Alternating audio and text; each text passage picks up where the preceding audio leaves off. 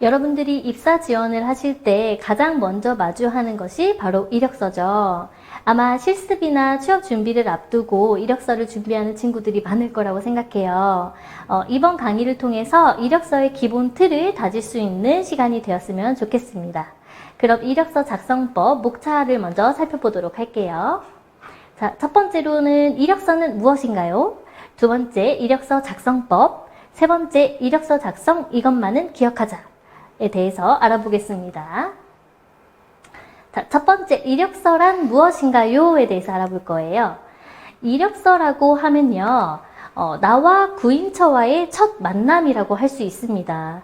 여러분들의 입장에서는 나를 기업에 알리는 첫 인상이고요. 또 나의 역량과 잠재력을 어필할 수 있는 도구가 되겠죠. 기업의 입장에서도 여러분들이 어떤 지원자인지 제일 처음으로 파악할 수 있는 도구이기도 합니다. 두 번째로는 나라는 책의 목차라고 생각하시면 좋을 것 같아요. 여러분들이 책을 읽기 전에 목차를 확인을 하듯이 목차를 보면서 이 부분은 되게 궁금하다. 이 부분 스토리 되게 재밌겠다 라는 기대감을 갖듯이 여러분들의 스토리를 개요로 함축해서 보여줄 수 있는 서류라고 생각하시면 좋을 것 같아요. 마지막으로는 가장 객관화된 서류다라고 설명드릴 수가 있는데요. 입사 지원서라고 하면 이력서와 자기소개서로 나눠지죠. 자기소개서 같은 경우에는 이력서에 없는 사항들도 글로써 설명함으로써 인사 담당자로 하여금 주관적인 평가가 들어갈 수가 있어요. 그렇지만 이력서 같은 경우에는 어떠한 꾸밈과 미사여구 없이 가장 객관적으로 나를 보여줄 수 있는 서류. 그래서 정량적인 평가를 목적으로 한다고 보시면 되겠습니다. 자, 이력서의 구성에 대해서 한번 살펴볼게요. 이력서는 첫 번째 인적사항, 그리고 학력사항, 경력사항, 그리고 자격 및 특기사항 이런 식으로 나누어져 있어요. 이력서에는 크게 필수적인 정보와 비필수적인 정보가 들어가 있는데요. 필수적인 정보라고 하면 내가 지원자로서 필수로 갖춰야 되는 그런 자격 혹은 그런 사항에 대해서 나와 있는 정보입니다. 그래서 인적사항, 학력사항, 병역사항, 경력 등이 될 수가 있겠죠. 또 비필수 정보라고 하면 내가 반드시 갖추어야 되는 것은 아니지만 그 내용이나 수준을 통해서 이 지원자의 역량을 파악할 수 있는 그런 정보가 됩니다. 그래서 경험사항이 있을 수가 있고요. 직무 관련된 별도 교육 이수라든지 어학연수, 교환학생 등의 내용이 들어갈 수 있습니다. 자, 그러면 본격적으로 이력서 작성법에 대해서 한번 살펴보도록 할게요. 우리가 처음에 이력서를 마주하게 되면 가장 먼저 눈에 띄는 것이 인적사항입니다. 인적사항을 쓰실 때 어떤 부분을 포인트로 두셔야 되는지 한번 설명드릴게요. 자, 첫 번째, 인적사항을 쓰시기 전에 앞서서 사진을 부착을 하시게 될 거예요. 이 사진 같은 경우는 직무에 어울리는 이미지가 가장 좋습니다. 그리고 최근 3개월 안으로 찍은 사진이 가장 좋아요. 또 깔끔하고 단정한 모습은 기본으로 가져가야겠죠. 그래서 입사 지원을 앞서서 여러분들이 이런 이미지와 깔끔함과 단정한 그 모습을 가지고 예쁘게 사진을 한번 찍어보시면 좋을 것 같습니다. 두 번째로 지원 구분에는 여러분들이 보통은 신입직으로 많이 지원을 하시게 될 거예요. 그래서 신입인지 경력인지를 구분하시면 되고요. 지원 분야를 꼭 쓰시면 좋을 것 같습니다. 지원 분야를 빼놓고 쓰시는 경우가 있는데 내가 어떤 분야에 지원을 하는지에 대한 그런 명시가 되어 있는 것이 좋습니다. 그리고 성함, 생년월일, 생년월일 같은 경우도 1999년 12월 25일 이렇게 또박또박 써주시면 좋을 것 같고요. 주소를 쓰실 때에는 우리가 주소가 도로명 주소로 개편이 됐어요. 아직까지 읍면동에 주소를 쓰는 그런 경우는 많이 없으시겠죠. 그래서 도로명 주소 그리고 우편번호도 5자리의 우편번호 쓰시면 되겠습니다. 그리고 여러분들이 연락처를 쓰시게 될 건데요. 연락처를 쓰시고 나서 아래에 비상연락처망을 하나 만들어 두시는 게 좋아요. 그래서 채용 관련한 긴급 연락을 받을 수 있는 가장 가까운, 가급적이면 가족의 연락처가 좋겠죠. 그래서 비상연락처를 하나 기재를 해 놓으시면 좋을 것 같습니다. 그리고 우리가 이메일을 쓸 때에도 주의하셔야 될 사항이 있어요. 분명 초등학교 때 만들었거나 하는 이메일 주소를 보면은 조금 장난스럽거나 유치한 그런 아이디가 들어가는 이메일 주소를 간혹가다 쓰는 경우가 있어요. 그래서 가급적이면 이름을 활용한, 이니셜을 활용한 무난한 아이디가 가장 적합하고요. 그리고 또 하나 주의하셔야 될 점은 자주 사용하고 자주 확인할 수 있는 이메일 주소이면 좋습니다. 우리가 입사지원서를 제출을 하고 나서 답변이 뭐 빨리 오는 경우도 있지만 조금 걸리는 경우도 있어요. 그래서 수시로 내가 메일을 들어가서 확인할 수 있게끔 자주 확인하시는 메일 주소를 쓰시는 게 좋습니다. 그리고 마지막으로는 희망 연봉을 작성하시는 란이 있는데요. 신입으로 지원하는 경우에는 내규에 따름이라고 쓰시는 게 가장 무난합니다. 경력직 같은 경우에는 이전에 받았던 직장에서 어느 정도의 연봉을 가지고 이제 새로운 직장에서 연봉 협상을 할 수는 있겠지만 여러분들은 신입이다 보니까 이제 내규에 따름이 가장 무난합니다. 자, 그 다음 학력사항 변형이나 보훈사항에 대해서 작성을 하게 되는 란이 있을 거예요.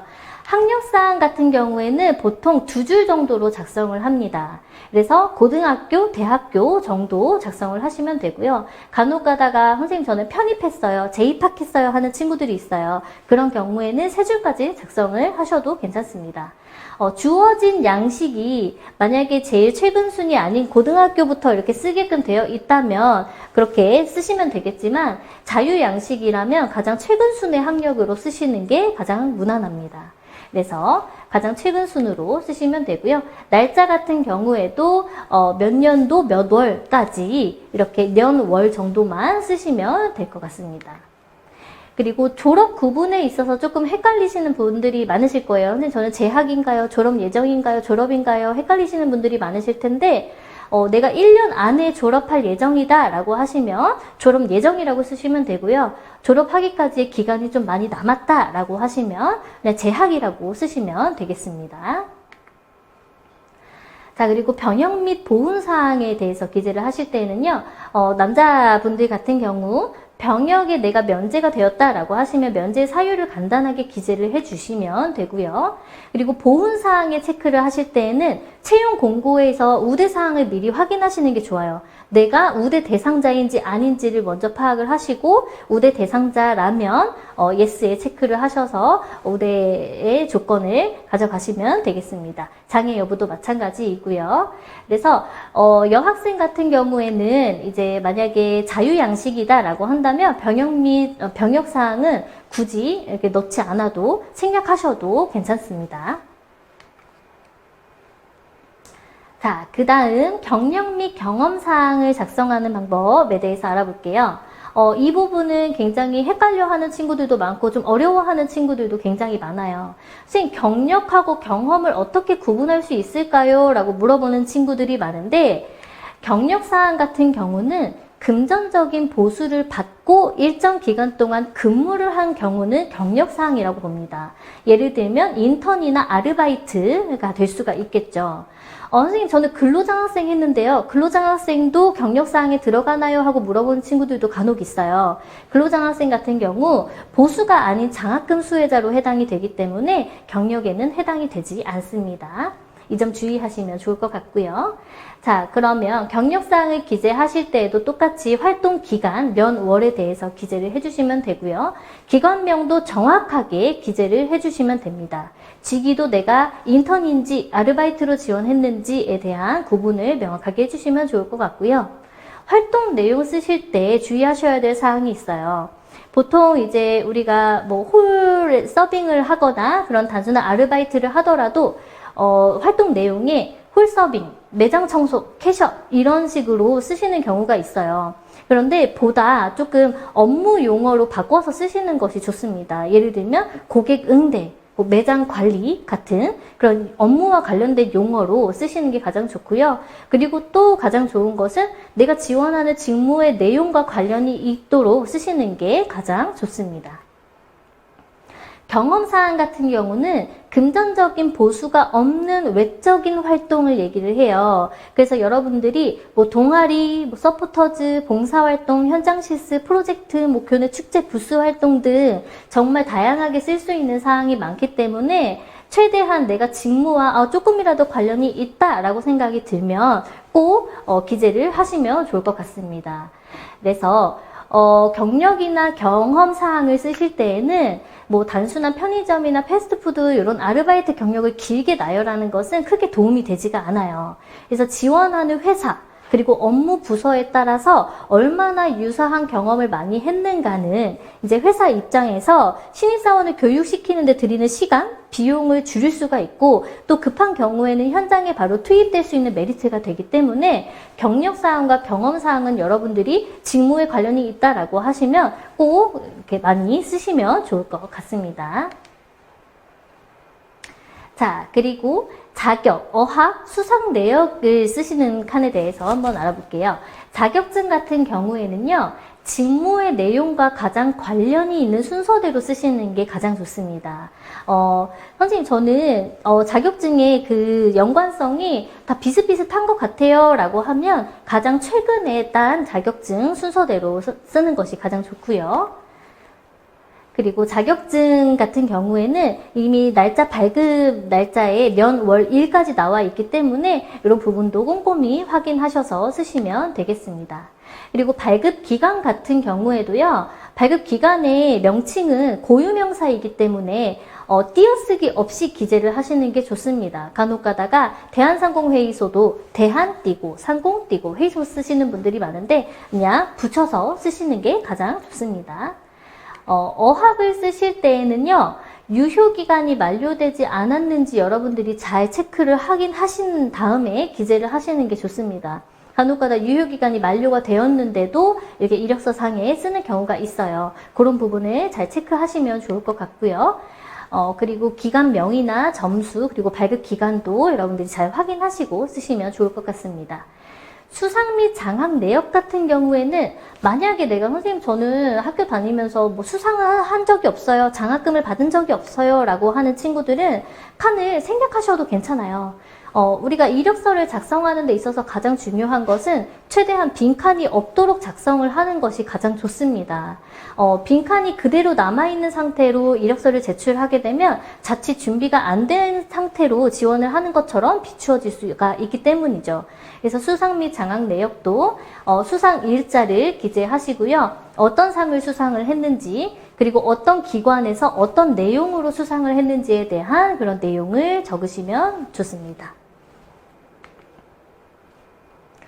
자, 그리고 어학 점수 같은 경우에는 선생님 저는 공인 어학 점수가 없어요 라고 하는 친구들은 어학 관련된 능력을 말하기, 읽기, 쓰기 이런 식으로 구분을 하시고 내가 말하기는 상중하 중에 어떤 레벨을 가지고 있는지 스스로 평가를 하셔서 상중하로 구분해서 작성을 하시는 것도 괜찮습니다.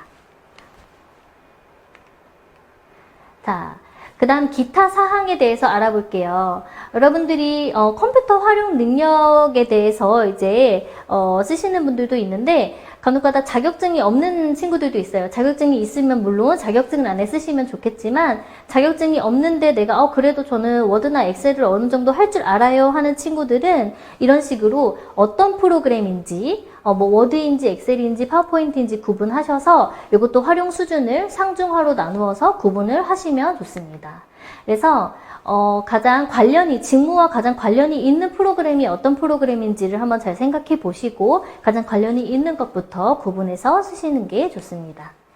그리고 마지막으로 기타 활동사항 같은 경우에는요, 사실 없으시면 생략하셔도 되지만 그 이력 사항에 들어가는 것 이외에도 난 이런 활동을 통해서 이런 역량을 발휘를 했어 라는 것을 좀 어필하고 싶다면 기재를 하시는 게 좋아요. 그래서 간단하게 팀 프로젝트나 뭐 동아리나 약간 그런 활동들을 기타 사항으로 넣으실 수가 있습니다. 그래서 활동명 만약에 내가 프로젝트를 했더라도 이게 팀 프로젝트인지 개인 프로젝트인지를 명시를 하시는 게 좋고요. 활동 내용도 어떤 주제로 내가 프로젝트를 했는지, 예를 들어 내가 어떤 과목을 통해서 프로젝트를 한 거라면 과목명, 그리고 프로젝트의 제목을 기재를 하시는 게 좋고요.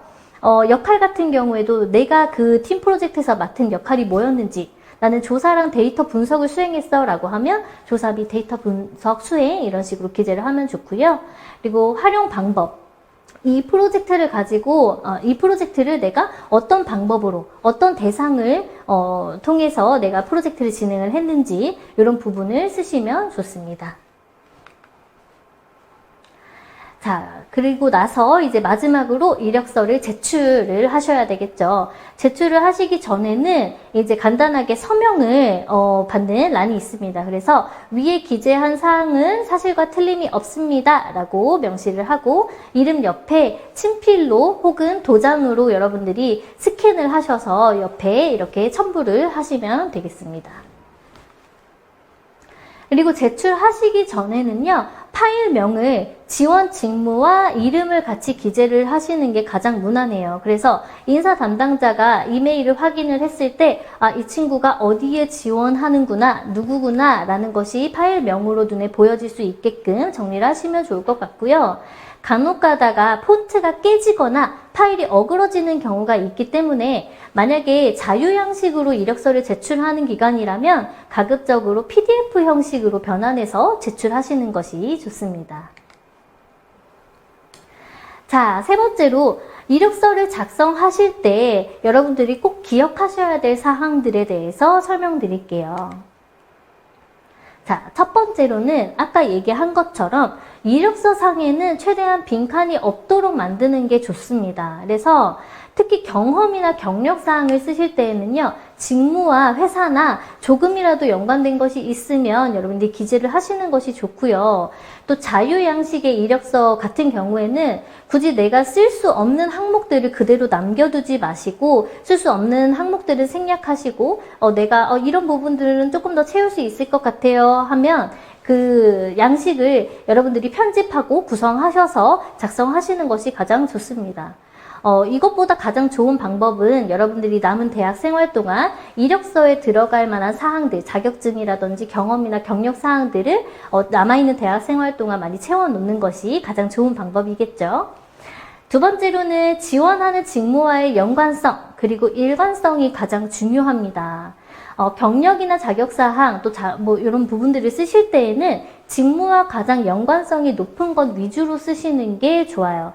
그래서 인사 담당자로 하여금 이 친구는 우리 이 직무를 수행하는 데 있어서 이런 경험과 이런 자격이 있기 때문에 우리 직무를 수행하는 데 있어서 적합한 인재구나 라고 파악할 수 있게끔 쓰시는 것이 가장 좋습니다. 그래서 여러분들이 이력서를 작성하시기 전에 그 관련된 직무의 직무 기술서나 아니면 채용 공고를 통해서 이 업무의 내용 그리고 자격사항, 우대사항을 미리 파악해 두시고 이력서를 작성하시는 게 좋습니다. 마지막으로는 이력서를 작성하실 때 맞춤법과 오타를 꼼꼼하게 확인을 하셔야 돼요. 그래서 가끔 저는 자기소개서에 저는 굉장히 꼼꼼한 성격을 가지고 있습니다 라고 강점을 어필했는데 이력서상에 오타가 있는 경우가 많아요. 그런 경우는 입사 서류 작성 시부터 지원자의 성격 그리고 업무의 역량을 파악할 수가 있기 때문에 내가 꼼꼼하다라고 어필을 했으면 이력서상에도 틀림이 없이 꼼꼼하게 기재를 해야겠죠. 그렇기 때문에 제출하시기 전에 앞서서 맞춤법, 오타, 그리고 정렬, 어떤 것은 가운데 정렬이 되어 있고 어떤 것은 한쪽으로 치우치지 않았는지 그런 정렬이랑 칸의 규격 같은 것들도 확인을 꼼꼼히 하시고 제출을 하시는 것이 좋습니다. 자, 마지막으로 과거의 수행이 미래를 예측한다 라는 말이 있어요.